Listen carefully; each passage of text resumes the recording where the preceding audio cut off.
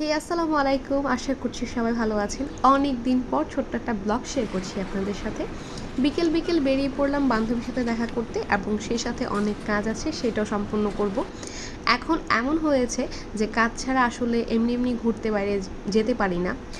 অনেকগুলো কাজ যখন হাতে জমে তারপর বেরিয়ে পড়ি, সেই সাথে বান্ধবীর সাথেও দেখা করে নিই।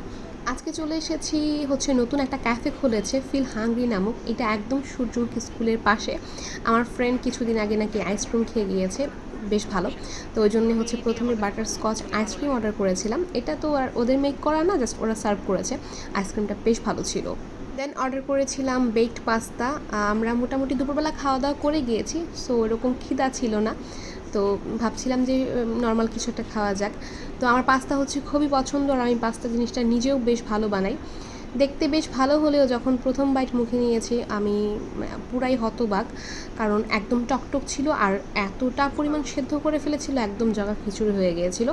যাক, ওদেরকে কমপ্লেন করার পর ওরা এই জিনিসটা আমলে নিয়েছে, এবং সেই সাথে এই জিনিসটার জন্য হচ্ছে ওরা আমাকে ডিসকাউন্ট দিয়েছিল। আর তাদের আরেকটা ভুল ছিল, তারা হচ্ছে বিফ আর চিকেন একসাথে মিক্স করে এই পাস্তাটা তৈরি করেছিল। তারপর বেরিয়ে পড়লাম। এখানে হচ্ছে মশা নিধন কাজ চলছে, দেখে বেশ ভালো লাগলো। মশা নিধন কার্য দুইজন বেশ দাঁড়িয়ে দাঁড়িয়ে দেখলাম, তারপর হাঁটা দিলাম। চলে গেলাম একটু শপিংয়ের জন্য। আমার ছেলের জন্মদিন সামনে, ওর জন্য এখনও পাঞ্জাবি কেনা হয়নি, তো আজকে এই পাঞ্জাবিটা কিনেই একদম বাসায় যাব। এবার আর বানানোর ঝামেলায় হচ্ছে পড়িনি। তারপর বাকি যেই টুকটাক জিনিসপত্র ছিল সেগুলো কেনাকাটা অলমোস্ট করে ফেলেছি। তারপর চলে গেলাম বেবিস কালেকশানে। আমার ছেলের যত খেলনাপাতি আছে আমি সব কিছু এই দোকানটা থেকে সবসময় নিয়ে থাকি, বেশ ভালো হয়। তো ওর যেহেতু বার্থডে, ওর বার্থডে গিফটটা আমি সবার আগে দিতে চাচ্ছিলাম, তো এই জন্য এই জিনিসটা চুজ করলাম। ভাইয়া আমাকে খুলে দেখাচ্ছে আসলে এটাকে কত পারপাসে ইউজ করা যায়। আর অনেকগুলো কালার ছিল, বাট আমার হচ্ছে এই পার্পেল কালারটাই কেন জানি চোখে ধরেছে, তো এইটাই কিনে নিয়েছি।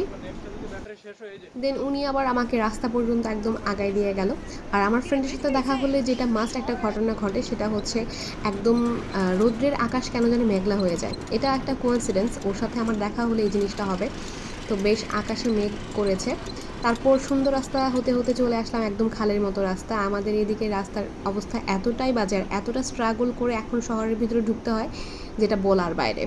যে রাস্তা দিয়ে সচরাচর আমরা যাতায়াত করি, ওই রাস্তাটার একটু কাজ চলছে, আল্লাহ জানে কতদিন এই কাজ শেষ হয়, আর আমাদের স্ট্রাগলটাও শেষ হয়। তো এই ছিল আজকে সুন্দর একটা বিকেল আমার ফ্রেন্ডের সাথে।